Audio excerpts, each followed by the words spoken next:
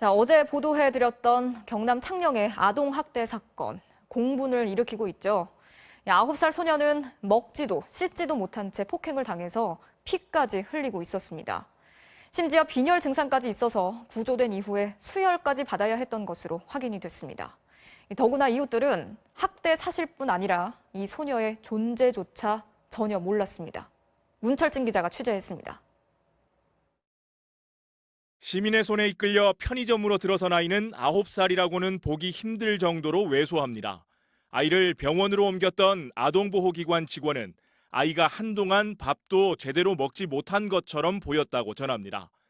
무엇보다 빈혈 증세가 나타날 만큼 영양 상태가 나빠 병원에 입원하자마자 수혈까지 받았다고 밝혔습니다.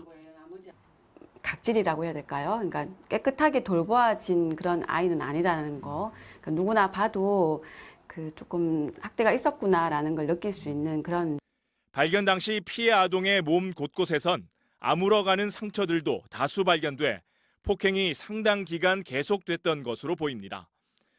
경찰은 가해자인 계부가 일부 혐의를 부인하고 있다고 밝히면서 또 다른 가해자인 친모는 특수지병이 있어 조사를 못했다고 밝혔습니다. 경찰도 경찰이지만 이런 학대 상황에 대해 학교 측 역시 짐작조차 못했습니다.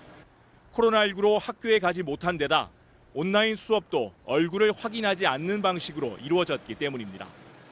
담임 선생님께서 학습 분위기를 전달하러 가셨는데 학부모님께서 신생아가 있어 코로나19에 감염이 되는 것을 걱정하셔서 직접 대면은 하지 않으시고.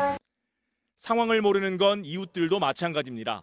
소녀의 가족은 올 1월에 이사를 왔는데 취재팀이 마을을 돌며 아무리 수소문을 해도 아동학대의 낌새는 물론 소녀를 길에서 만났었다는 이웃을 단 한 명도 만날 수 없었습니다.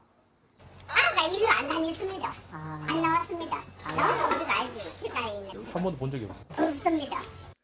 아동보호 전문기관의 보호 속에 병원에서 치료를 받고 있는 피해 소녀는 다행히 건강을 다소 회복하고 있는 것으로 전해졌습니다.